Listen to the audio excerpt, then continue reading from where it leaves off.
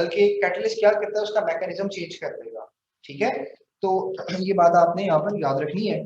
Next बेटा MCQ number 2 है, KSP values of 4 salts are given. आपको 4 salts की KSP वैल्यूज गिवन है, which is less soluble in water. कौन सा पानी में लेस सॉल्युबल होगा? बेटा ये देखें, वाटर सॉल्युबल का मतलब क्या है कि कौन सा लेस फॉरवर्ड होगा।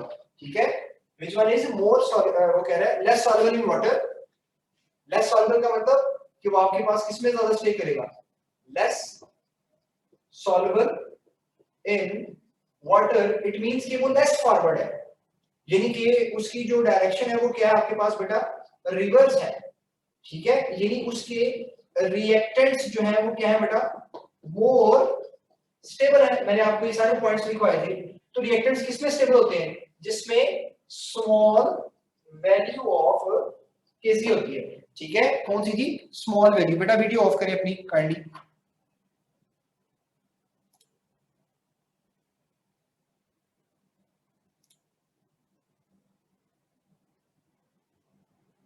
बेटा इसको वीडियो को ऑफ करें, तो मैं आपको रिमूव कर दूंगा।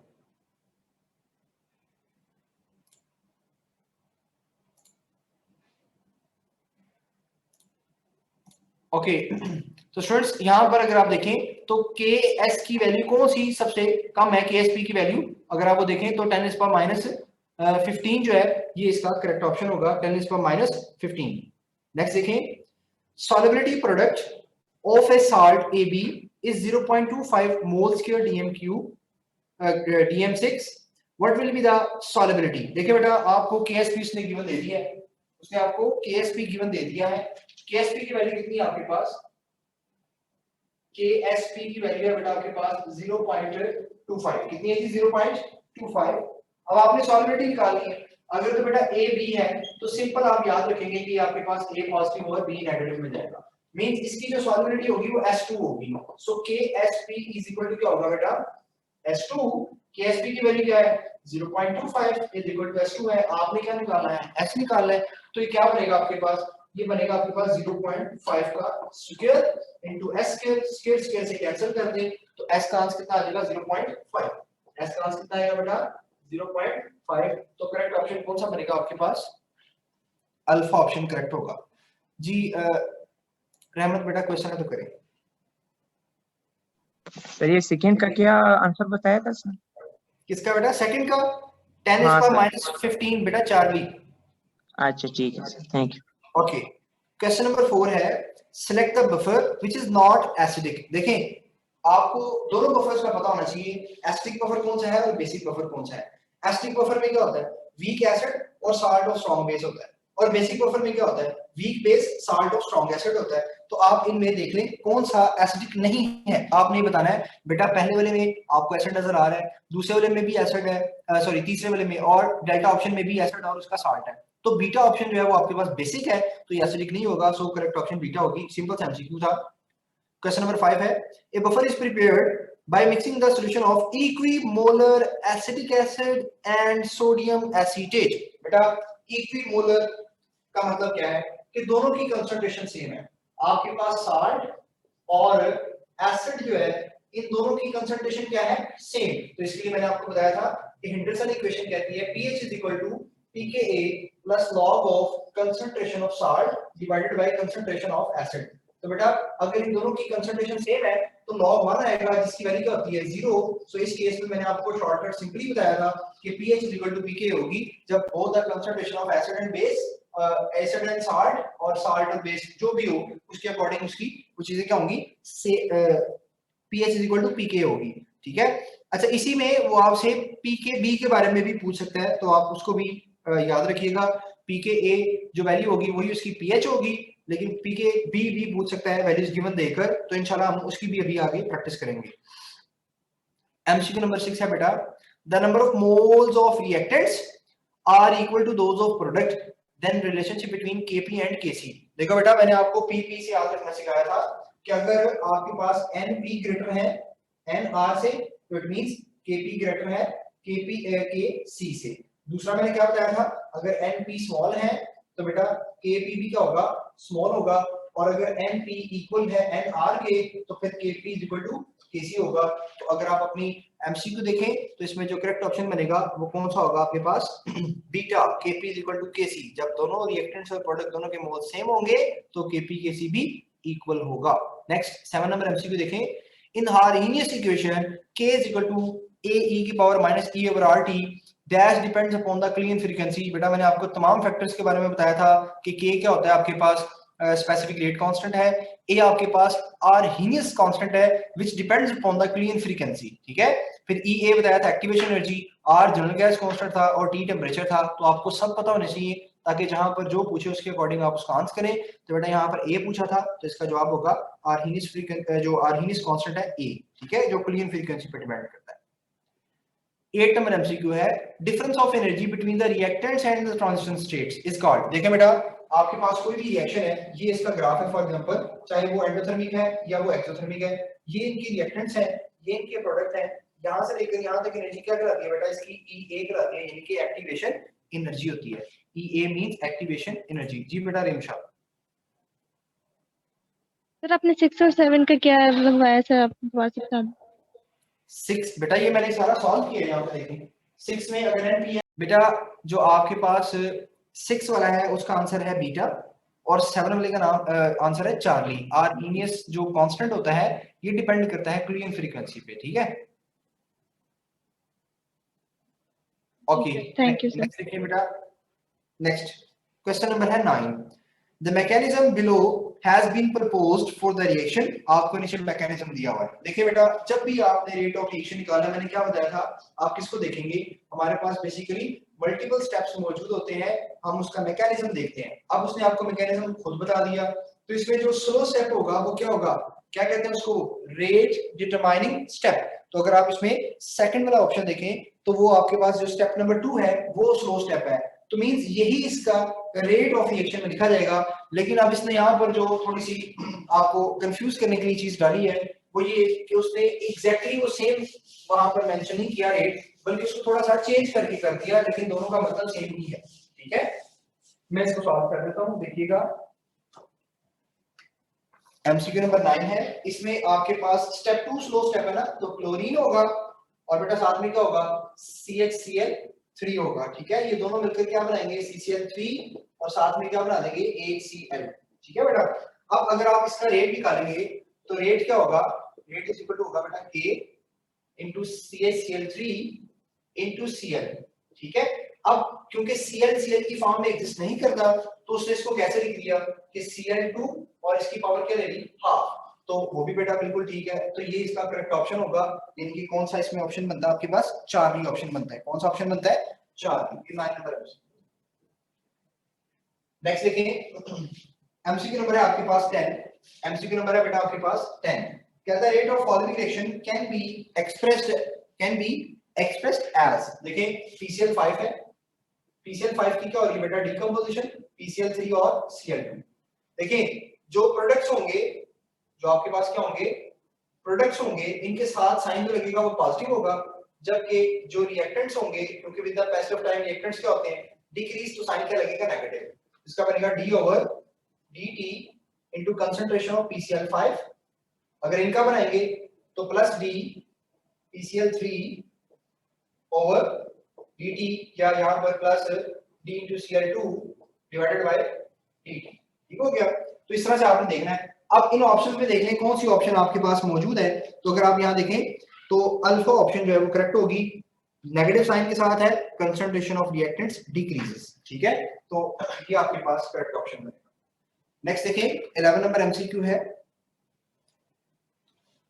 कहता है in the hydrolysis of an organic chloride in the presence of large access of water. देखिए उसने खुद बता दिया लार्ज एक्सेस ऑफ वाटर है, ओके। ऑर्डर ऑफ रिएक्शन, बेटा जब उसने खुद ही बता दिया कि आपके पास वाटर जो है वो क्या है, वाटर कहां पर है जी, लार्ज एक्सेस के अंदर मौजूद है, तो इट मींस इसकी कंसंट्रेशन इसमें पार्टिसिपेट नहीं करेगी, तो ये फिर आपके पास कौन सा रिएक्शन हो जाएगा, सूडो फर्स्ट ऑर्डर रिएक्शन हो जाएगा, ठीक है। नेक्स्ट चलते हैं, एमसीक्यू नंबर 12 है, ओके। एमसीक्यू नंबर 12 देखें, Which of the following statement is correct about zero order reaction? कौन सी स्टेटमेंट करेक्ट है about zero order reaction? बेटा अल्फा ऑप्शन देखें, all photochemical reactions are zero order, yes, क्योंकि zero order reaction initial concentration पे depend नहीं करते, concentration of reactants पे डिपेंड नहीं करते।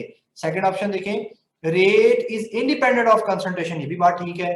Beta half life is directly proportional to initial concentration, मैंने याद करें आपको हाफ लाइफ भी बताई थी। अगर आपके पास जीरो ऑर्डर रिएक्शन है, अगर आपके पास क्या है, जीरो ऑर्डर रिएक्शन है, तो इसकी मैंने हाफ लाइफ आपको बताई थी, टी हाफ इसके इक्वल थी आपके पास, ये थी आपके पास 2a ओवर k, ठीक है, यानी ये डायरेक्टली प्रोपोर्शनल थी किसके, इनिशियल कंसंट्रेशन के। इसको ऐसे लिख लें, T half is directly proportional to initial concentration, ठीक है, तो ये भी आपने यहाँ पर याद रखना। नेक्स्ट चलिएगा, तो इट मींस तीनों ऑप्शन ही करेक्ट है, तो ऑल ऑफ अबव जो है वो करेक्ट ऑप्शन बनेगा। एमसीक्यू नंबर है 13, कहता है if during reaction there is rotation in plane polarized light then its rate can be determined by, देखिए उसने आपसे इसकी कोई कैलकुलेशन नहीं पूछ ली, सिंपल एमसीक्यू माना है कि इस मेथड से आप, यानी कौन सा मेथड यूज होगा अगर आप इस चीज को मेजर करते हैं, यानी प्लेन पोलराइज्ड लाइट जो आई उसकी रोटेशन हुई क्लॉकवाइज एंटी क्लॉकवाइज व्हाटएवर जो भी होती है, कितनी डिग्री रोटेट करता है, इससे कोई कंसर्न नहीं है, क्योंकि इसकी रोटेशन की बेस पर कंसंट्रेशन पता लगती है। हम जस्ट यहाँ पर इसको ओवरऑल थोड़ा सा पढ़ें जो हमारे एफएससी का जो हमारा पीएमसी के सिलेबस के अकॉर्डिंग है, बस उतना ही आपने इसको स्टडी करना है। तो बेटा ये कौन सी मेथड है, ये ऑप्टिकल रोटेशन मेथड है, यानी कि बीटा ऑप्शन। बाकी भी आपको पता है, स्पेक्ट्रोमेट्री में हम एब्जॉर्प्शन देखते हैं, इलेक्ट्रिकल कंडक्टिविटी में हम आयंस देखते हैं, और डायलेटोमेट्रिक मेथड के अंदर आप बेटा वॉल्यूम देखते हैं। तो एमसीक्यू नंबर 14 पे चलते हैं। One of the following is not a physical method for determination of rate of reaction। देखें बेटा, फिजिकल मेथड्स अभी हमने ऊपर डिस्कस किए, जिसमें स्पेक्ट्रोमेट्री है, इलेक्ट्रिकल कंडक्टिविटी है, ऑप्टिकल है, डायलेटोमेट्री है, ठीक है, रिफ्रैक्टिव इंडेक्स मेथड है, these are the physical methods. और टाइट्रेशन हमने ये भी पढ़ा था, जिसको हम टाइट्रीमेट्री कहते हैं, डेल्टा ऑप्शन करेक्ट होगा। नेक्स्ट, ओके 15 नंबर एमसीक्यू देखें बेटा, 1 mole of ethyl alcohol and 1 mole of acetic acid are mixed at equilibrium।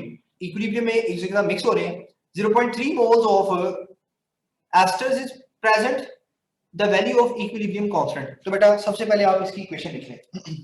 सबसे पहले क्या करेंगे, इसकी इक्वेशन लिखेंगे, ये 15 नंबर एमसीक्यू है, इक्वेशन लिखते हैं जी, 1 मोल ऑफ इथाइल अल्कोहल है, तो ये बेटा लिखा जाएगा C2H5OH plus 1 gram mole of acetic acid है, यानी कि CH3COOH, ये दोनों मिल रहे हैं, रिवर्सिबल रिएक्शन होगा, CH3COO2H5 साथ में क्या बन जाएगा बेटा, वाटर। ठीक हो गया। अगर आप इसमें यहाँ पर देखें तो ये कितना बनेगा आपके पास, कहता है 1 ग्राम इसका है, 1 ग्राम इसका है, तो ये कितने कितने होंगे, 0 0 होंगे, ठीक है बेटा। और कहता है एस्टर कितना बनना है आपके पास, 0.333 ग्राम, तो इट मींस ये भी कितना बन रहा होगा, 0.333 ग्राम। अगर तो ये 0.33 बन रहा है तो बेटा इसमें से भी तो इतने कम होंगे ना, ये भी हो जाएगा 1.00, ये भी हो जाएगा इस तरह से, ये भी 0.333।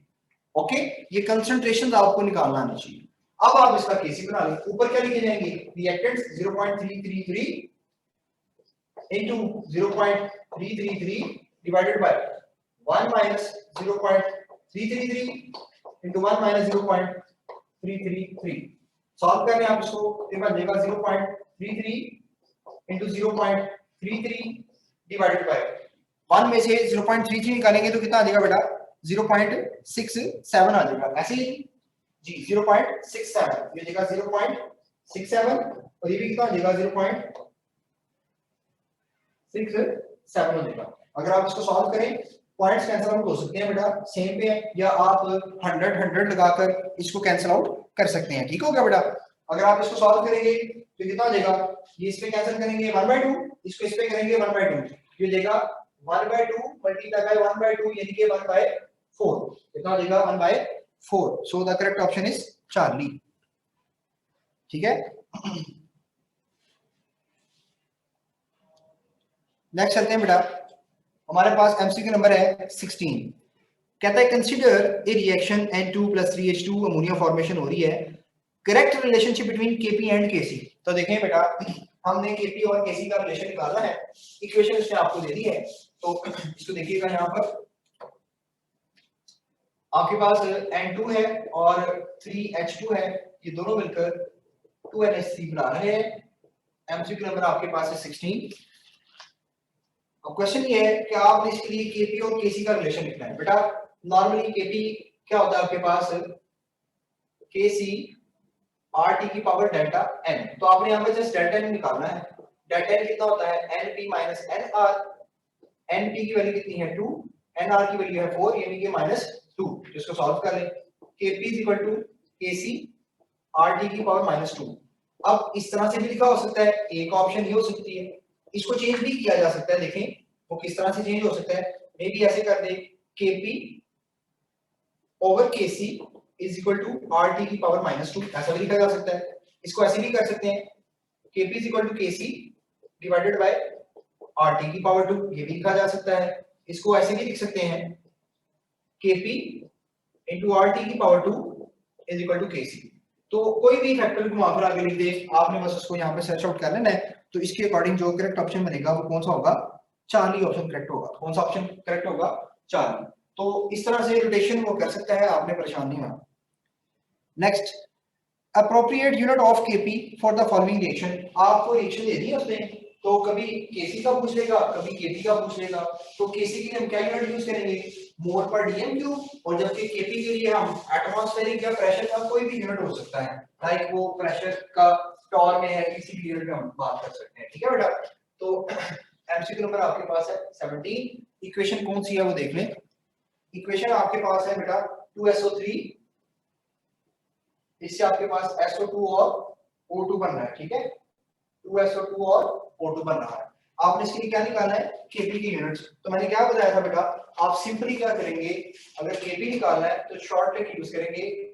आप जो एटीएम होगा या जो भी आप यूनिट यूज करना चाह रहे हैं, कोई भी यूनिट हो सकते हैं, उसकी पावर क्या होगी, डेल्टा एन होगी। मींस एटीएम की पावर डेल्टा एन, यानी एनपी माइनस एन आर। तो डेल्टा एन क्या होगा, डेल्टा एन किसके इक्वल होगा, np माइनस nr के। np कितना है बेटा 3, nr कितना है 2। तो बेटा ये कितना आंसर है 1। तो एटीएम 1 या कोई भी यूनिट, जैसे यहाँ पर उसने क्या यूज किया हुआ है, टॉर, तो आप यहाँ पर टॉर भी मेंशन कर सकते हैं, पास्कल मेंशन कर सकते हैं, व्हाटएवर जो भी आपको देगा वही इसके क्या होंगे, यूनिट्स होंगे। नेक्स्ट देखें, एमसीक्यू नंबर है 18। कहता है जी, फॉर रिएक्शन लाइक, आपको रिएक्शन उसने दे दिया x + 2y, x + 2y, ये दोनों मिलकर क्या बना रहे हैं आपके पास, z बना रहे हैं। इसका रेट भी उसने बता दिया, रेट है आपके पास x into y की पावर 2। कहता है if the concentration of x and y is double, दोनों की कंसंट्रेशन बढ़ा दें। बेटा इसकी कंसंट्रेशन बढ़ाएंगे, ये हो जाएगा 2, इसकी कंसंट्रेशन डबल करेंगे, कितना हो जाएगा 4। तो 2 मल्टीप्लाई बाय 4 कितना हो जाएगा बेटा 8। तो 8 टाइम्स इंक्रीज हो जाएगा। कितने टाइम्स इंक्रीज हो जाएगा, 8 टाइम्स इंक्रीज हो जाएगा। ये मैंने आपको इसकी अच्छी खासी प्रैक्टिस करवाई थी बेटा। नेक्स्ट चलिएगा, एमसीक्यू नंबर है आपके पास 20। कहता है जी एस्टर है और इसकी हाइड्रोलिसिस कर रहे हैं आप, एसिटिक एसिड और एथेनॉल बन रहा है। Units of rate of reaction, देखिए बेटा आपने इसके क्या निकालने हैं, यूनिट्स निकालने हैं। तो अगर आप यहाँ पर देखें, एसिटिक एसिड भी आपके पास एसिडेट मौजूद है, वाटर है, और क्या आपके पास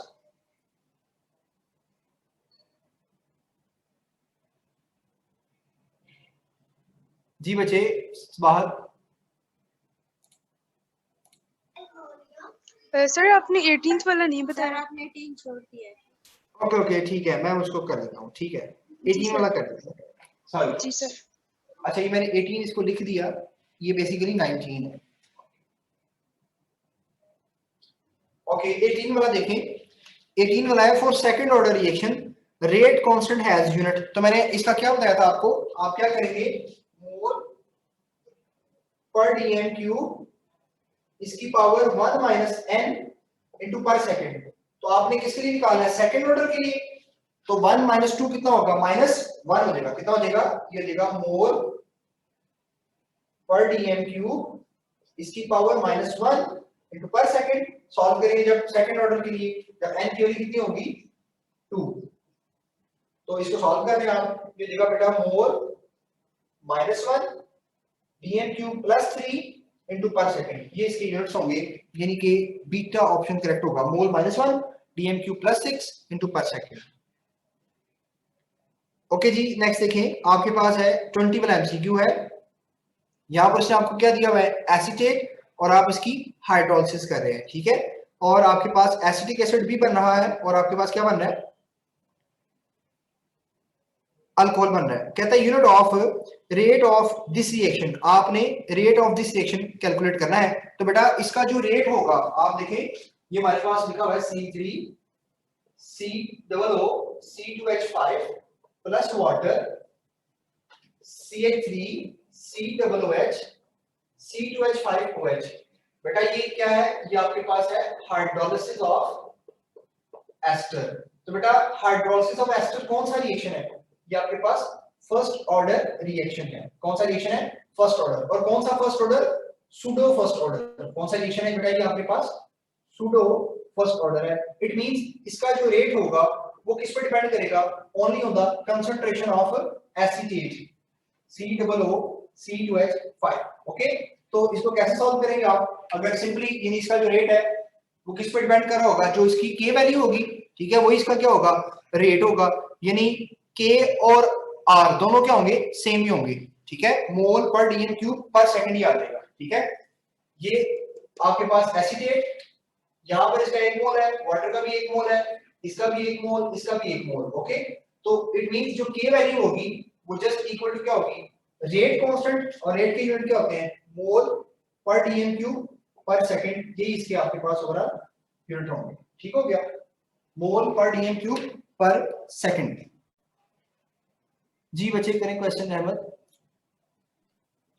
सर अगर इसी रिएक्शन के लिए वो रेट कांस्टेंट के यूनिट पूछे तो फिर वो क्या होंगे, वो भी सेम ही होगा ना। देखो यार, इसमें जो इसकी कंसंट्रेशन है, इसकी कंसंट्रेशन है ये और ये, ठीक है।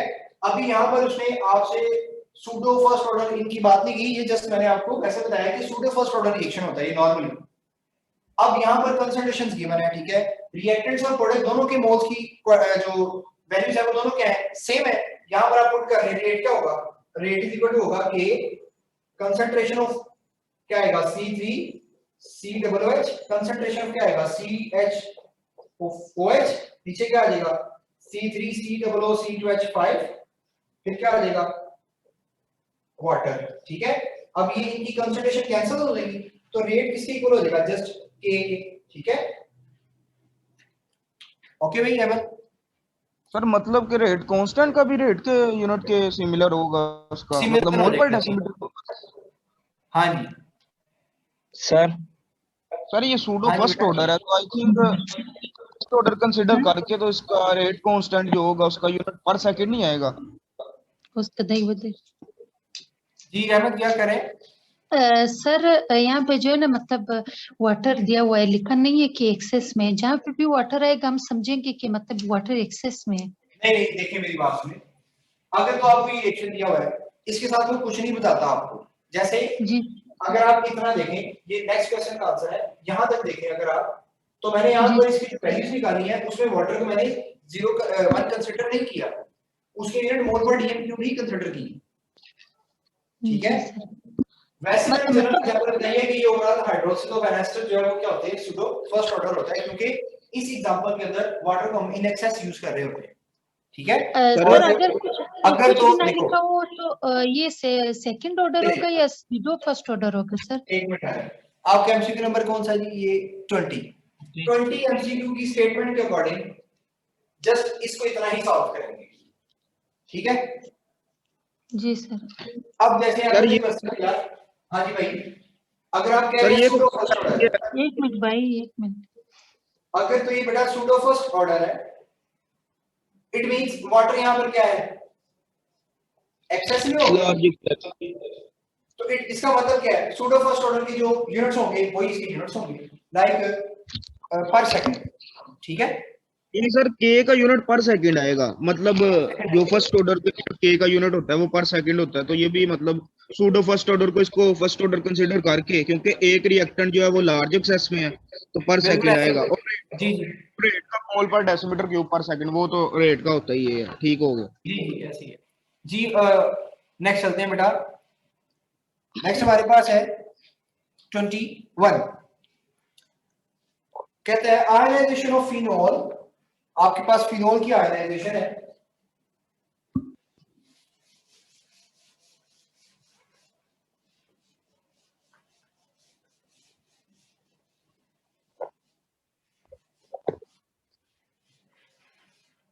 ओके जी बेटा। MCQ number 21, ionisation of phenol है। फिनोल आपके पास जब आयनाइज होता है तो क्या देता है बेटा, H पॉजिटिव आयंस, ठीक है। अब कहते हैं ionisation of phenol can be decrease by adding, तो बेटा हमने क्या पढ़ा हुआ है, common ion effect.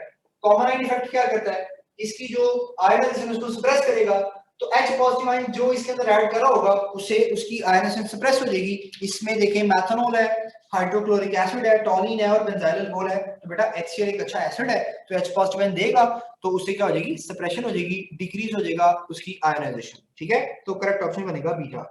Next, if Ksp is greater than the product of the concentration of the ions at particular temperature then the solution is, तो देखिए मैंने आपको तीन फैक्टर्स लिखवाए थे, अगर आपको याद हो। मैंने कहा था बेटा आपके पास तीन केसेस हैं, एक वो कि जिसमें Ksp is equal to ionic product है, ये आपका सॉल्यूशन क्या होता है बेटा, सैचुरेटेड होता है।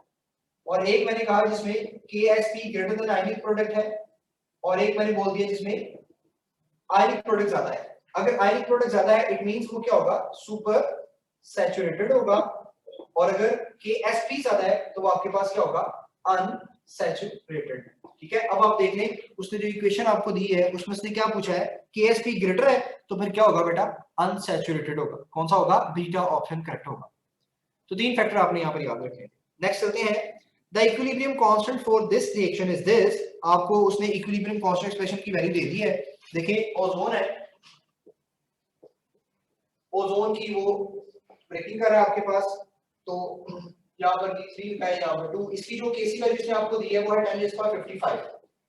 केसी की वैल्यू क्या है, large value, very large value. तो इसके लिए मैंने आपको बहुत से फैक्टर्स बताए थे कि क्या क्या होगा, रिएक्शन क्या होगा, आपके पास बहुत हद तक फॉरवर्ड हो चुका होगा, प्रोडक्ट बहुत ज्यादा होंगे और प्रोडक्ट स्टेबल होंगे। ये तमाम बातें मैंने आपको बताई थी। तो इसमें जो ऑप्शन बनेगी बेटा वो कौन सी होगी, चार्ली, ठीक है। O2 स्टेबल होगा, ज्यादा क्वांटिटी के अंदर मौजूद होगा, प्रोडक्ट ही प्रोडक्ट होंगे, बहुत हद तक फॉरवर्ड होगा, नियरेस्ट टू कंप्लीशन होगा। ये तमाम बातें इससे ही रिलेटेड है। एमसीक्यू नंबर है 24, determine the partial pressure of NO at equilibrium if the partial pressure of nitrogen and oxygen are there। देखें आपको अगर सबसे पहले आप इक्वेशन लिखिए, इसकी इक्वेशन है बेटा N2 प्लस O2 दोनों मिलकर क्या बना रहे हैं, 2NO बना रहे हैं। इसकी कंसंट्रेशन आपको दे दी 8 और इसकी कंसंट्रेशन कितनी दी उसने आपको 32, ठीक है। और Kp की वैल्यू दे दी उसने, Kp की वैल्यू कितनी दी आपको उसने दी 1। अब आप इसको सॉल्व कर लें बेटा, Kp इक्वल टू क्या होगा, कंसंट्रेशन ऑफ क्या आ जाएगी, NO की पावर 2, ठीक है ना, pressure of this and divided by N2 और डिवाइडेड बाय 30, ये जो O2 है। इसको आप सॉल्व कर लें, इसको आप बाय द वे P में लिख लें ताकि प्रेशर की फॉर्म में रहे। P NO इसकी पावर क्या होगी 2, ऐसे ही P N2 और P O2 होगा, ठीक है। तो इसको अगर आप सॉल्व करेंगे तो Kp की वैल्यू क्या बेटा 1, PnO2 आपने निकालना है, यानी कि NO की कंसंट्रेशन आपने निकालनी है, डिवाइडेड बाय N2 की वैल्यू कितनी है 8, O2 की वैल्यू कितनी है 32। सॉल्व करें 8 multiply by 32 is equal to NO की पावर 2। तो इसको सॉल्व करें, ये आ जाएगा 16 1 और 256। 256 किसका स्क्वायर होता है 16 का, तो NO का स्क्वायर से कैंसिल हो जाएगा, तो NO की वैल्यू कितनी आ जाएगी आपके पास, ये आपके पास 16 इसका जो है वो आंसर आ जाएगा, ठीक है। कितना आ जाएगा बेटा 16 इसका आंसर आ जाएगा, यानी कि ऑप्शन कौन सी करेक्ट होगी आपके पास, बीटा ऑप्शन करेक्ट होगी। नेक्स्ट देखें एमसीक्यू नंबर 25 है, कहता है find the Kc of the following reaction if equilibrium concentration of acetic acid, ethanol, ethyl acetate and water are this। देखिए जी एसिटिक एसिड है, पहले इक्वेशन लिख लेते हैं। आपके पास एसिटिक एसिड, एथेनॉल मिलकर क्या बना रहे हैं बेटा, एसिटेट और वाटर, ठीक है।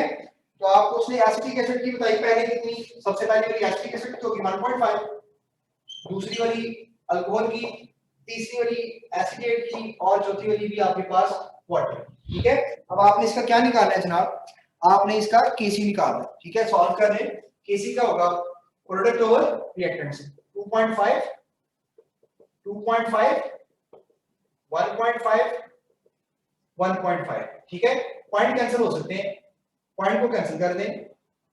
ठीक है, तो इसको सॉल्व करें जी, इसको 5 पे करें, ये हो जाएगा 5, ये कितना हो जाएगा 3, इसको करें ये हो जाएगा 3, ये कितना हो जाएगा 5, 25 बाय 9 हो जाएगा, कितना हो जाएगा 25 बाय 9। इसको सॉल्व कर सकते हैं आप, 25 बाय 9 हो जाएगा, तो 2 पॉइंट समथिंग इसका आंसर आ जाएगा। ठीक है, 2 पॉइंट समथिंग होगा ना 18, और तो ये तकरीबन 2.77 यानी कि डेल्टा ऑप्शन करेक्ट होगा। ठीक है, नेक्स्ट चलते हैं 26। An addition of ammonium chloride in ammonium hydroxide solution suppress the concentration of, जब आप अमोनियम क्लोराइड को ऐड कर रहे हैं अमोनियम हाइड्रोक्साइड के अंदर, तो OH आयंस की कंसंट्रेशन क्या हो जाएगी, सप्रेस हो जाएगी। जैसे मैंने आपको H2S वाली एग्जांपल करवाई थी, ये बिल्कुल उसी तरह से आपके पास है, तो बीटा ऑप्शन करेक्ट होगा। नेक्स्ट चलिए 27 नंबर एमसीक्यू है, the order of reaction may be determined. जी बेटा इस बात क्वेश्चन करें। सर इसका डेल्टा क्यों नहीं है, क्लोराइड की कम नहीं होगी? किसके बेटा, NaCl तो ऐड कर रहे हैं आप उसके अंदर, NH4Cl ऐड कर रहे हैं ना, तो वो जब डायरेक्शन बैकवर्ड जाएगा तो हाइड्रोक्साइड और बेटा क्लोराइड अमोनियम दोनों हाइड्रोक्साइड हो जाएगा ना। देखो हम इसके अंदर ऐड कर रहे हैं,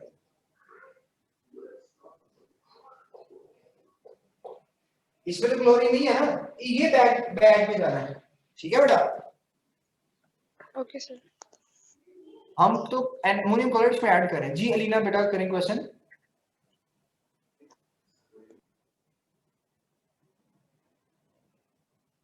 जी लीना बेटा क्वेश्चन है तो कीजिए, हो गया।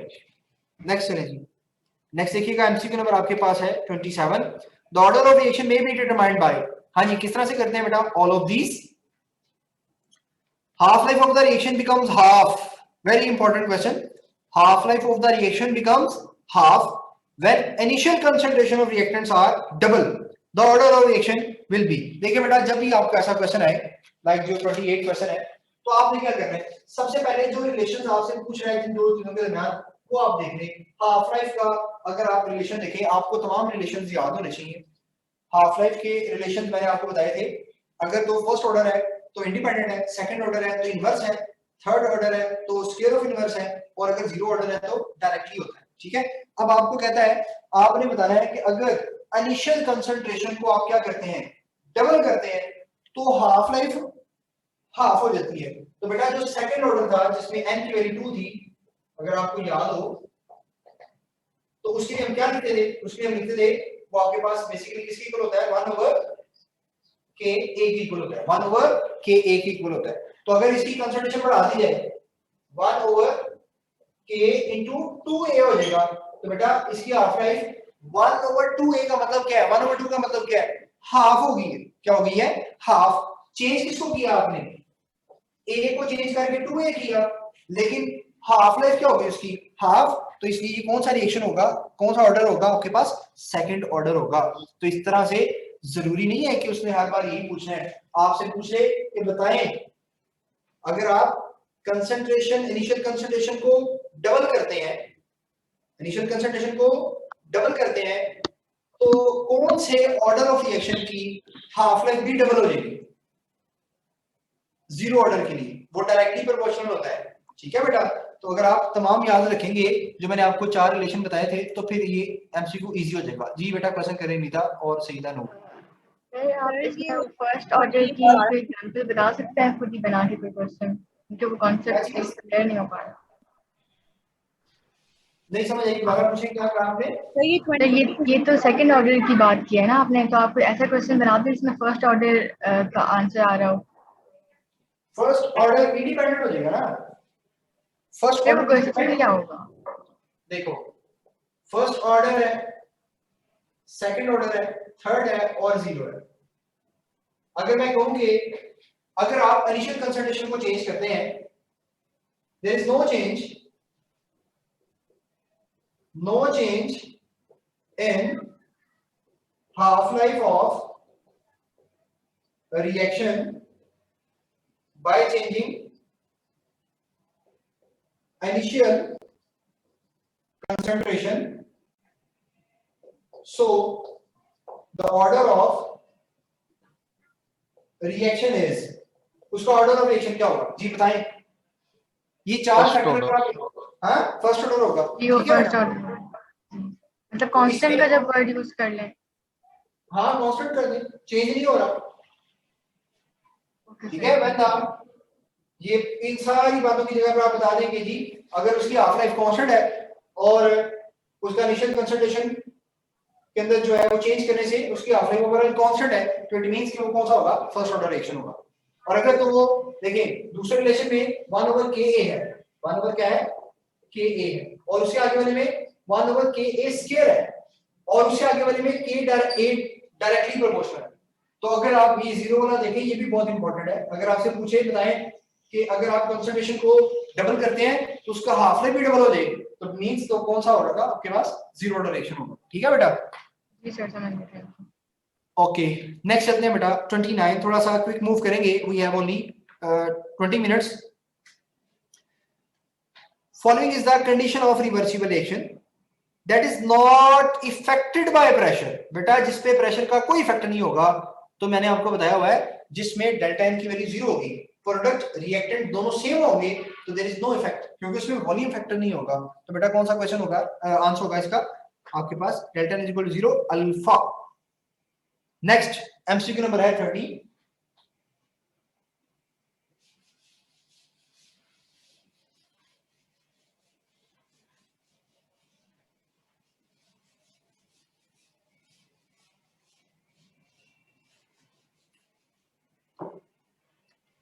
जी कहता है आपके पास for endothermic reaction the minimum value of energy of activation will be. देखिए बेटा एंडोथर्मिक रिएक्शन है, यहां से स्टार्ट करें, ये बना दो, ये रिएक्टेंट्स है, ये प्रोडक्ट है, ठीक हो क्या बेटा? यहां से यहां तक ये क्या है, डेल्टा एच है, और यहां से यहां तक क्या है, एक्टिवेशन एनर्जी। तो क्या है एक्टिवेशन एनर्जी, क्या है एक्टिवेशन एनर्जी ज्यादा है किससे, डेल्टा एच से, तो करेक्ट ऑप्शन कौन सा होगा, Charlie. Next catalyst can change equilibrium constant, no equilibrium position, no, ना तो equilibrium constant को चेंज करेगा, ना equilibrium position को चेंज करेगा, और ना ही yield, जैसे हमने बताया था अमोनिया की फॉर्मेशन का कैटलिस्ट के साथ कोई ताल्लुक नहीं है। जस्ट कैटलिस्ट क्या करता है, उसकी एक्टिवेशन एनर्जी को चेंज कर सकता है। किसको चेंज कर सकता है, एक्टिवेशन एनर्जी को, कोई अल्टरनेट पाथ दे देगा। नेक्स्ट कहता है pH of buffer in which concentration of salt and bases are this respectively pKb आपको उसने दे दी। अब देखिए बेटा उसने आपको थोड़ा सा यहाँ पर इरिटेट करने की कोशिश की, उसने आपसे पूछा pH, जबकि जो चीजें आपको गिवन है वो साल्ट और बेस है, वहां पर फिर हम pOH पहले निकालेंगे, तो pOH इज इक्वल टू क्या होगा, pKb plus log of concentration of salt over concentration of acid, ठीक है? तो आप इन दोनों की वैल्यूज पुट कर दें। जी बेटा सर बेस होगी ना, साल्ट ओवर बेस। हाँ जी साल्ट ओवर बेस, तो क्या वैल्यूज है, साल्ट की वैल्यू है 0.1 और बेस की वैल्यू 0.01, ये हो गया 0.1, ये हो गया 0.01। इसको सॉल्व कर लें, बेस्ट तरीका क्या है, pKb प्लस लॉग ऑफ, ये देखें ये ऊपर 100 से लग जाएगा, नीचे 10 आ जाएगा, तो 10 100/10 हो जाएगा। सॉल्व कर लें तो कितना बच गया 10, तो लॉग 10 की वैल्यू क्या होती है 1, तो it means pOH is equal to pKb, तो pH is equal to pKb की वैल्यू इसने आपको दी हुई है बेटा, कितनी दी है 4, तो pOH कितनी आ गई आपके पास 4 प्लस 1 5 आ गई, कितनी आ गई आपके पास 5। आपने क्या निकालनी है pH, तो क्या होगी pH, कैसे निकालेंगे, pH is equal to 14 minus pOH, तो कितना आ जाएगा 14 माइनस 5, बेटा कितना आंसर आएगा 9 आंसर आ जाएगा, कितना 9, यानी कि बीटा ऑप्शन। नेक्स्ट चलते हैं बेटा, equilibrium position is shifted backward bye increasing temperature in all except, किसके अंदर जो है हमारे पास इक्विलिब्रियम पोजीशन जो है वो बैकवर्ड शिफ्ट होती है बाय इंक्रीजिंग टेंपरेचर। बेटा अगर आप देखें फर्स्ट वाला जो है वो आपके पास है एक्सोथर्मिक है, इट मींस इसमें तो बैकवर्ड शिफ्ट करेगा। बीटा ऑप्शन देखें N2O2 + 2NO, ये आपके पास एक एंडोथर्मिक प्रोसेस है, तो इसका टेम्परेचर इंक्रीज करने से ये तो फॉरवर्ड जाएगा, तो हमने यही देखना था कि कौन सा फॉरवर्ड नहीं जाता। बाकियों को भी देख लें, बाकी में सल्फर डाई से सल्फर ट्राई, ये भी एक्सोथर्मिक है। कार्बो मोनो वाटर मिलकर कार्बन डाई हाइड्रोजन बना रहे हैं, ये भी एक्सोथर्मिक होते हैं, ठीक है। तो एंडोथर्मिक के लिए ठीक होगा। 34 है KSP of the following can be written as, आपको सिंपल इसका KSP लिखना आना चाहिए बेटा, तो कौन सा ऑप्शन करेक्ट होगा? PB +2 और Cl की पावर कितनी हो जाएगी बेटा Cl माइनस की पावर कितनी हो जाएगी 2 हो जाएगी। सिंपल आपने इसके आयंस की कंसंट्रेशन को लिखना है। हाँ जी बेटा। सर जो MCQ नंबर 33 है उसमें अब हमारी टेक्स्ट बुक में अल्फा बीटा और चार्ली की जो एग्जांपल लिखी हुई है, जो डेल्टा है वो एग्जांपल नहीं लिखी हुई, तो उसका हमें कैसे पता चलेगा ये एंडोथर्मिक है या एक्सोथर्मिक है? फॉर्मेशन ऑफ कार्बन डाइऑक्साइड है ना, नॉर्मली आपके पास एक्सोथर्मिक रिएक्शंस होते हैं। जी सही है नूर बेटा, करें क्वेश्चन। सर यही क्वेश्चन है मेरा भी, मुझे 33 समझ नहीं आ रही। 30 जी ये 33 वाले क्वेश्चन जो उन्होंने पूछा था।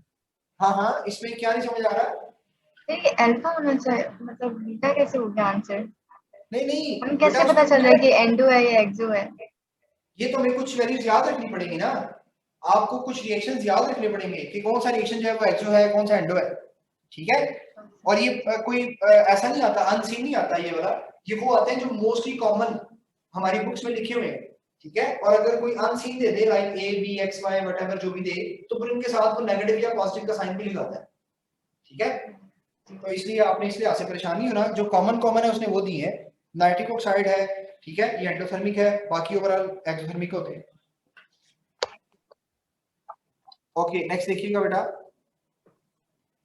The slow step in the reaction is called, क्या कहते हैं बेटा उसको? Rate determining step. जी मैसन बेटा question sir, for 33 what's the answer again? Beta. Okay, thank you. Next 36 कहता है ये रिएक्शन, देखिए बड़ा इंपॉर्टेंट है जी, A + B प्रोडक्ट बना रहे हैं, rate is double when the concentration of B is double.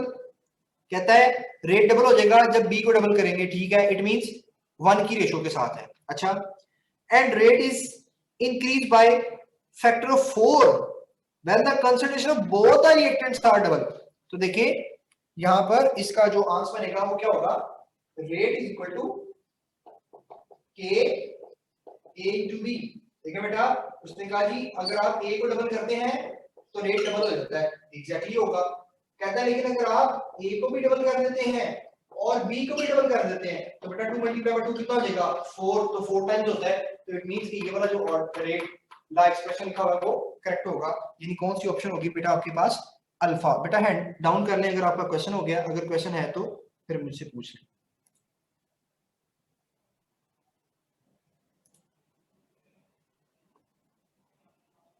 जी मैसन बेटा अगर क्वेश्चन है नहीं है, चलें जी next. The solubility of PbSO4 is 410⁻⁶। देखिए बेटा PbSO4 है, जब दो आयन हैं तो वेरी सिंपल, Pb +2 SO4 2-, यानी कि क्या सॉल्युबिलिटी होगी? KSP किसके इक्वल होगा? S2 के। अब वैल्यू है 4 × 10⁻⁶, S2 है, इसको सॉल्व कर लें।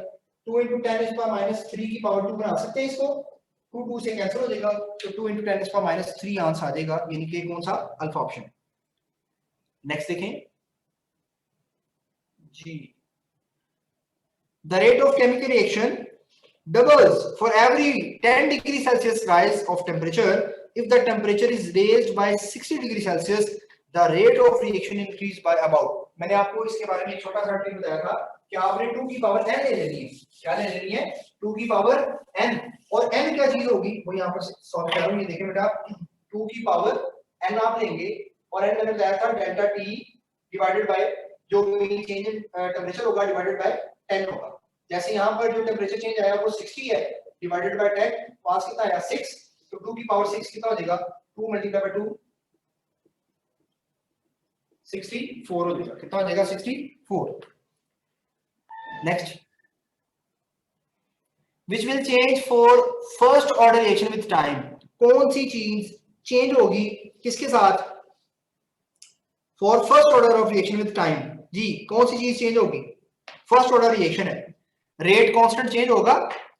रेट कांस्टेंट वो तो नहीं चेंज होगा, फर्स्ट ऑर्डर रिएक्शन है, ठीक है, वो तो सेम रहेगा। और हाफ लाइफ भी चेंज नहीं करेगी, हमने पढ़ा इंडिपेंडेंट होती है। तो कौन सी चीज चेंज होगी? रेट ऑफ रिएक्शन चेंज होगा, रेट ऑफ रिएक्शन, यानी कि चार्ली ऑप्शन करेक्ट होगा। Next, rate of exothermic reaction is increased by increasing all accept, ये मैंने क्वेश्चन आपसे क्लास में भी डिस्कस किया था। रेट ऑफ एक्सोथर्मिक रिएक्शन, तो कुछ बच्चे इसमें एक्सो एंडो को मिक्स कर रहे थे रेट के साथ, तो क्वेश्चन है जी rate of exothermic reaction is increased by increasing all except, किसके साथ इंक्रीज होगा सिवाय किसी एक के? तो अगर आप देखें फर्स्ट ऑप्शन टेम्परेचर, तो टेम्परेचर के इंक्रीज करने से एक्सोथर्मिक रिएक्शन का रेट इंक्रीज होता है कि नहीं होता? होता है सर। होता है, इट मींस कि ये ऑप्शन नहीं होगा। बीटा देखें वॉल्यूम ऑफ वेसल, तो वॉल्यूम ऑफ वेसल का इसके साथ कोई ताल्लुक नहीं है, मींस इससे इसका रेट इंक्रीज नहीं होगा, तो करेक्ट ऑप्शन बीटा बनेगी। बाकी भी देख लें। चार्ली क्या है? सरफेस एरिया ऑफ रिएक्टेंट्स, बेटा सरफेस एरिया बढ़ेगा तो रेट फास्ट होगा, ठीक है। Delta concentration of the reactants, definitely concentration पे भी डिपेंड करता है, सरफेस एरिया पे भी डिपेंड करता है, टेम्परेचर पे भी डिपेंड करता है, वॉल्यूम ऑफ वेसल पे डिपेंड नहीं करता। जी उमामा बेटा करें क्वेश्चन। सर इसको रिपीट कर दें कि कैसे बढ़ेगा टेम्परेचर के साथ रेट ऑफ एक्सोथर्मिक रिएक्शन? देखिए बेटा टेम्परेचर सर डिक्रीज नहीं होना चाहिए। आप उसको देख रहे हैं, वो इक्विलिब्रियम पोजीशन के लिहाज से होता है बेटा। टेम्परेचर के बढ़ने से इफेक्टिव क्लीन बढ़ जाएगी। देखो रेट के साथ देखना आपने, रेट के साथ, ठीक है। एक्सोथर्मिक रिएक्शन है फॉर एग्जांपल, ये रिएक्टेंट्स है, ये प्रोडक्ट्स। अब जैसे टेम्परेचर इंक्रीज होगा तो इफेक्टिव क्लीन के चांसेस बढ़ जाएंगे कि नहीं, ये बताएं बस। सर बढ़ जाएंगे, ठीक है। इट मींस रेट क्या हो जाएगा? फास्ट हो जाएगा, जल्दी एक्टिवेशन एनर्जी आ जाएगी। अगर एक्टिवेशन एनर्जी जल्दी आ गई तो रिएक्शन क्या हो जाएगा? उतनी जल्दी ज्यादा फेवरेबल हो जाएगा।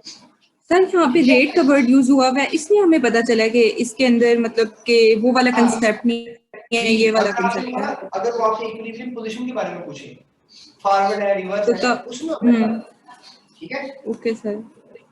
अच्छा जी नेक्स्ट चलते हैं बेटा। A certain reaction has a rate equation आपने उसको दे दी है जी, रेट की वैल्यू भी उसने दे दी है। और ये देखिए ये क्वेश्चन थोड़ा सा मैथमेटिकल बेस है, तो आपने ऐसे क्वेश्चंस को बस राउंड ऑफ करके सॉल्व करना होता है। मैं इनको जरा करवा देता हूं, तो याद रखिएगा एमटीगेट में जो भी क्वेश्चन आता है याद रखना आपने, उसके किसी ना किसी तरह से पेयर्स बन रहे होते हैं, तो आपने कोशिश नहीं करनी कि उसको मल्टीप्लाई करने बैठ जाए पूरा व्हाइट बोर्ड पढ़ दे, ऐसा नहीं करना आपने उनका कोई ना कोई शॉर्ट ट्रिक वहां यूज हो रहा होता है, उसके ऊपर स्ट्रगल करनी होती है बस, ठीक है। और ये चीजें प्रैक्टिस से आएंगी। रेट आपको गिवन है बेटा 41 वाला एमसीक्यू है।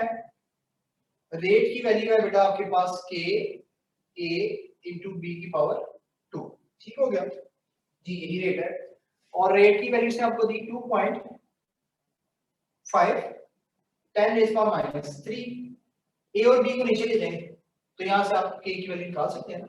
a और b, a की वैल्यू कितनी उसने दी आपको 0.2 और b की वैल्यू कितनी दी उसने आपको 0.05, और इसका क्या होगा स्क्वायर। पहले तो इसको समझ लेंगे ये आपके पास k की वैल्यू, ठीक है। अब आप इसको सॉल्व कर दें। ये देखो बेटा 2.5 10 रेज़ पावर -3, समझ जाए 2.5 है तो कहीं ना कहीं 2.5 बन रहा होगा।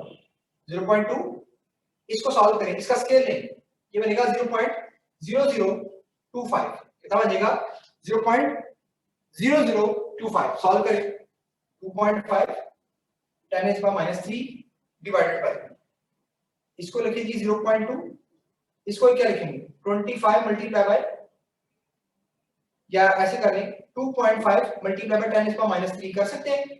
देखो बेटा ये पॉइंट यहां पर है 1 2 3 पॉइंट इधर मूव करेंगे 10 -3, क्यों किया ऐसे वाला? क्योंकि ये फिर सारा इसे क्या हो जाएगा कैंसिल आउट, तो जवाब क्या आएगा 1/0.2। पॉइंट को खत्म करें, ऊपर क्या आ जाएगा 10/2। सॉल्व कर लें, कितना जवाब आ गया 5, कितना जवाब आ गया 5, यानी कि 4 ही ऑप्शन करेक्ट होगा। नेक्स्ट देखें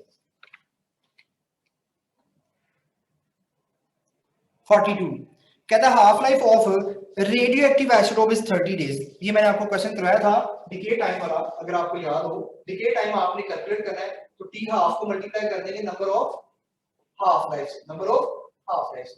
टी हाफ कितनी बताई उसने 30 डेज। अब नंबर ऑफ हाफ लाइफ कैसे पता लगेगी, कहता है 12.5% ऊपर आ जाता है, मींस 100 से पहले कहां जाएंगे 50 में, 50 से कहां जाएंगे 25 में, 25 से कहां जाएंगे 12.5। कितनी हाफ लाइफ हुई टोटल बेटा 3, तो 3 से क्या कर देंगे मल्टीप्लाई, तो आंसर कितना आ जाएगा बेटा 90 minutes. Next, half life of certain reaction decrease with the decrease in concentration. देखिए हाफ लाइफ का रिलेशन बता रहा है कंसंट्रेशन के साथ, तो आपने वो first order, second order, third order, zero में पहुंच जाना है। अब कहता है एक डिक्रीज करने से दूसरा भी क्या कर रहा है डिक्रीज, मींस दोनों क्या होंगे डायरेक्टली प्रोपोर्शनल है, तो ऑर्डर ऑफ रिएक्शन क्या होगा जीरो ऑर्डर रिएक्शन। कौन सा होगा जीरो ऑर्डर। ये हमने भी क्वेश्चन किया था पीछे। 44 फॉलोइंग इज एक्सोथर्मिक रिएक्शन, आपको उसने एक्सोथर्मिक रिएक्शन बता दिया, व्हिच इज करेक्ट स्टेटमेंट। कौन सी स्टेटमेंट करेक्ट है। Rate of reaction will increase by increasing temperature, क्या ये पॉसिबल है बेटा alpha option. Yes, alpha option ही इसका करेक्ट ऑप्शन है। अभी हमने किया चाहे एक्सो हो चाहे एंडो हो, टेम्परेचर के चेंज करने से रेट चेंज जरूर होता है, ठीक है। टेम्परेचर का इफेक्ट जो है वो आपके किसके साथ है, इक्विलिब्रियम जो पोजीशन है वो हम कहते हैं कि जी वो फॉरवर्ड होगा या रिवर्स होगा व्हाटएवर, लेकिन यहाँ पर जो टेम्परेचर है वो हम कहते हैं टेम्परेचर के चेंज करने से कुलीन बढ़ती है, और कुलीन की वजह से इफेक्टिव कुलीन बढ़ेगी और उसे रिएक्शन के रेट के इनहैंस होने के चांसेस ज्यादा है। Next 45 at equilibrium relationship between the concentration of the reactants product. तो बेटा आपने 3 तरह के ग्राफ पढ़े हुए हैं, अगर आपको याद हो मैंने आपको ये डिस्कस भी किया था।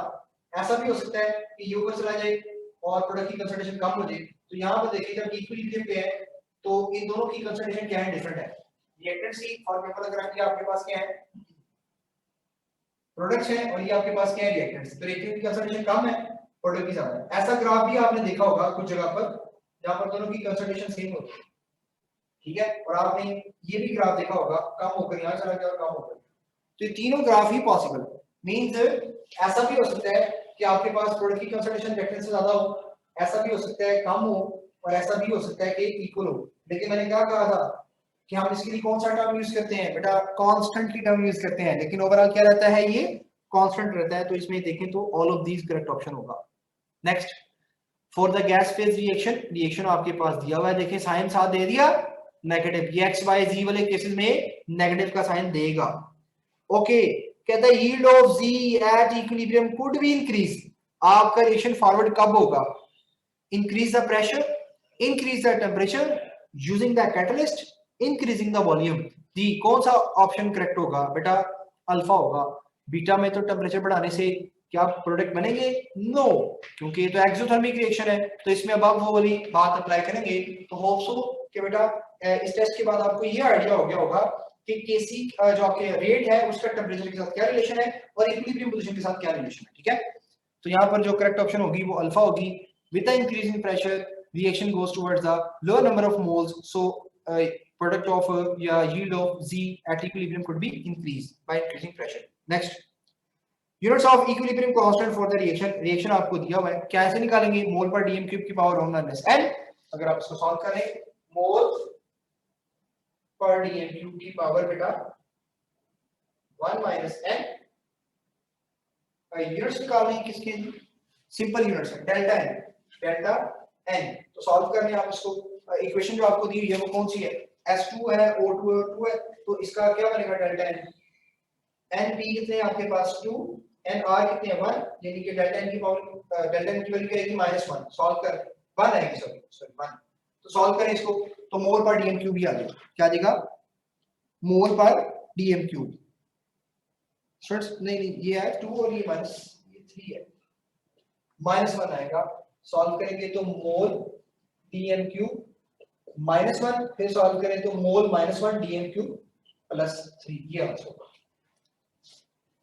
Next see for the reaction A plus B है, C प्लस D में जा रहे हैं, ठीक है। 6 मोल्स A के हैं, 7 मोल्स B के हैं, when equilibrium is attend 4.5 moles बन रहे हैं C के और D के, आपने Kc वैल्यू निकालनी है, तो इसको आप इजीली सॉल्व कर सकते हैं। कैसे करेंगे आप, अगर आप यहाँ देखिएगा A प्लस बी है, C प्लस डी बना रहे हैं। A के मोल्स कितने हैं बेटा आपके पास 6, B के कितने हैं 7 और कितने बने हैं 4.5 इसके 4.5 इसके, पहले 0 0 थे और 4.5 इसके बने 4.5, तो ये क्या हो जाएगा 6 माइनस 4.5 7 माइनस 4.5, सॉल्व कर लें 4.5 4.5 6 माइनस 4.5 7 माइनस 4.5, सॉल्व कर लें 4.5 4.5 कितना होगा 6 में से 4 निकालें 2.5 में निकाल दें 1 माइनस 5 और इधर कितना देगा 2 माइनस 5, पॉइंट्स कैंसिल हो जाएंगे, पॉइंट्स कैंसिल हो जाएंगे, 15 को इससे करेंगे कितना हो जाएगा 3, ऐसे होगा जी। तो 3 को 45 से मल्टीप्लाई करेंगे कितना होगा 3 5 कितना हो जाएगा आपके पास बेटा 15 1 आ गया 135 बाय 25, तो क्या आएगा बेटा इसका आंसर जी। अगर आप इसको सॉल्व करें तो 25 को 5 पे करें तो आपके पास आएगा 125, तो 5 पॉइंट समथिंग इसका आंसर होगा, यानी कि जो करेक्ट ऑप्शन होगी वो 4 ही होगा जी। लीना बेटा क्वेश्चन करें।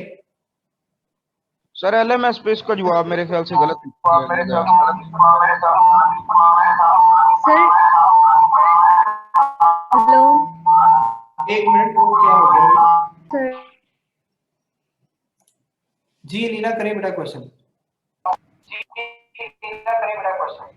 सर ये 46 का आंसर आपने क्या बताया? आपके अलीना बेटा आपके पीछे से बहुत शोर है, मैं आपको जब अनम्यूट कर रहा हूं तो शदीद किस्म का शोर है, काइंडली इसको पहले खत्म करें फिर हम चलते हैं आगे। अच्छा 49 वाला देखें, potential energy of activated complex for exothermic reaction. हाँ जी, पोटेंशियल एनर्जी देखनी है, एक्टिवेटेड आपका कॉम्प्लेक्स है किसके लिए एक्सोथर्मिक रिएक्शन के लिए, क्या होती है greater than that of product and reactants. तो ये एक्टिवेटेड चाहे एंडो हो चाहे एक्सो हो, आपका एक्टिवेटेड कॉम्प्लेक्स की एनर्जी ज्यादा होगी। Units of slope in Arrhenius equation, ये भी मैंने आपको करवाई थी यूनिट्स, अगर याद हो ये केल्विन होते हैं, क्या होते हैं आपके पास केल्विन होते हैं, ठीक है। अब आप क्वेश्चन करें अगर आपका क्वेश्चन है जी बेटा। अलीना आप करें क्वेश्चन।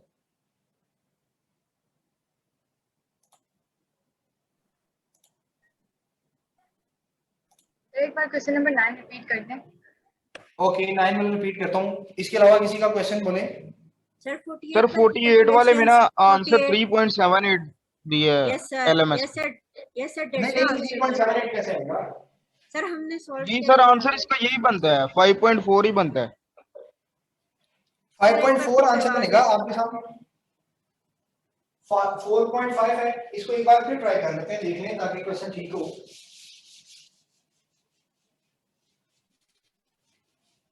एक मिनट दे दें मुझे, क्वेश्चन की स्टेटमेंट ठीक है हमारे पास, ये भी जरा देख लीजिएगा। 6 मोल्स ए के हैं, बी के 7 मोल्स हैं और 4.5 और 4.5 सी और डी बन गए, ठीक है। तो बेटा ये हो जाएगा 6 माइनस 4.5 7 माइनस 4.5, ठीक है। 4.5 ये देगा 4.5 4.5 ये हो जाएगा बेटा 1.5 और 2.5, ये पॉइंट सारे कैंसिल हो जाएंगे जी सर, ठीक है। अब 15 को इससे कैंसिल करें बेटा कितना आएगा 3 को इससे मल्टीप्लाई कर दें, या और आसान कर देता हूं ऐसे कटिंग कर लें इसकी 5 से, और हाँ 5 में इसको कर दें डिवाइड, ये 9/5 हो जाएगा, 3 9 कितना हो जाएगा 27/5। तो देखिए आपको 5 पॉइंट समथिंग ही आना, ठीक है बेटा। यानी कि सर उधर गलत लगा है, उधर गलत लगा हो सकता है, ये मैंने 2 बार आपके सामने सॉल्व कर दिया बेटा, 5 ही इसका आंसर आएगा, ठीक है। ओके थैंक ठीक, यू। और किसी का क्वेश्चन बोले जी। मेरा बेटा मरियम क्वेश्चन करें। क्वेश्चन 13 दोबारा करा दें। 13 Sir, one second. What's the answer for 49? 49 का नंबर 26 Yeah, answer. 49 का delta. Okay, thank you. Okay अभी आपने क्वेश्चन एक बच्चे ने बोला था, मुझे अगेन भूल गया, 99 था आई थिंक सो। 9 वाले का जो आंसर है बेटा वो है all of these, sorry sir sorry question number 26 9 sorry 9 9 9 9 please wait. 9 का बेटा चार्ली ऑप्शन मैंने सॉल्व करवाया था।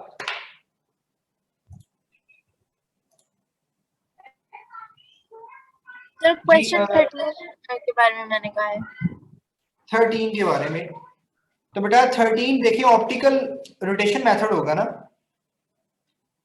जो बहुत सिंपल है, ऑप्टिकल रोटेशन मेथड है। और किसने एमसीक्यू पूछा? सर 26 बेटा OH आयंस की कंसंट्रेशन सप्रेस हो जाएगी, इसको भी मैंने 2 बार सॉल्व किया था।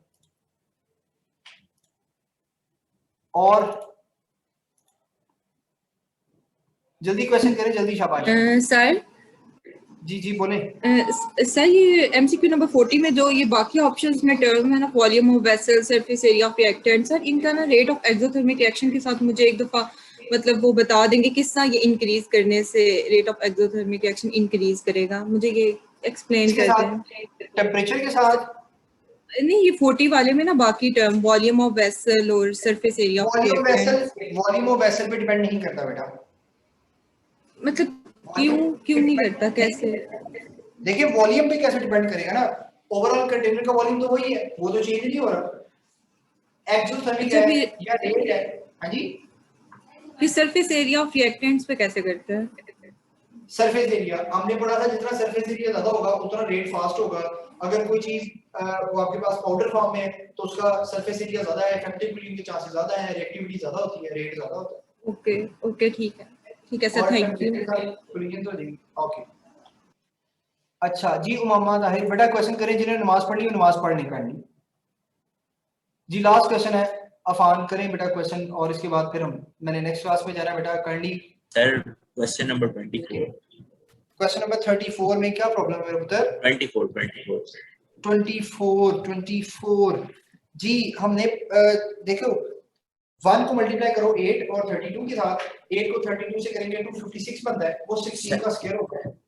सर वो हमने ना इक्वेशन लिखने का तरीका देखा था कि हम मतलब कि इनिशियल वैल्यू में प्रोडक्ट की वैल्यू x लेते हैं और मतलब कि नहीं इसमें जरूरत नहीं x लेने की, इसमें नहीं हम x उसमें आप इसका kp लिखकर वैल्यू पुट कर दें डायरेक्ट। कब माइनस करते हैं जब इस तरह ये वैल्यू दी हो ना कि a और b के मिलने से ये इतने मोल्स बन रहा है, तो फिर हम माइनस करते हैं, उससे पहले माइनस नहीं करते। ठीक है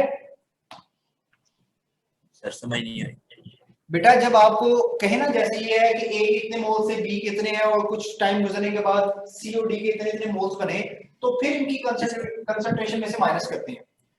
जब यहाँ पर पार्शियल प्रेशर उसने गिवन दिया हुआ है तो आपने यहाँ पर कोई भी चीज माइनस नहीं करनी, जस्ट आप उसका केपी एक्सप्रेशन लिखे, वैल्यूज पुट कर दें और कुछ भी नहीं करना जी। अलीना और सर जो आपने लाइन बताया वो हाफ कैसे आ रहा है क्लोराइड का एक्सपोनेंट बन रहा है? क्वेश्चन नंबर कौन सा? सर वही 9 जो मैंने पूछा था आपसे। 9 तो बेटा Cl2 हाफ, ये देखो एक Cl लिखा हुआ है और इसकी जगह पर अगर मैं Cl2 की पावर 1/2 ले लेता हूँ तो आप इसको सॉल्व नहीं कर सकते। 2 मल्टीप्लाई बाय 1/2 कितना होता है? 1 ही होता है, तो यही होगा। ठीक है और सर 46 का आपने क्या बताया? 46 का रिपीट कर दीजिए प्लीज। 46 का क्या बताया जी? इंक्रीज इन प्रेशर, मैंने आपको बताया था increase in pressure reaction towards the lower moles, तो बेटा 2Z लोअर मोल्स है ना, तो लोअर मोल्स में चला जाएगा बस। और जी लास्ट क्वेश्चन जी अलीना बेटा, आखिरी क्वेश्चन आप पूछिए तो इसके बाद फिर मैं जा रहा हूँ। शाबाश, जल्दी से पूछिएगा, जितना टाइम आपने लगा दिया। अल्लाह हाफिज। ओके जी, सी यू टुमारो। अल्लाह हाफिज, अस्सलाम वालेकुम।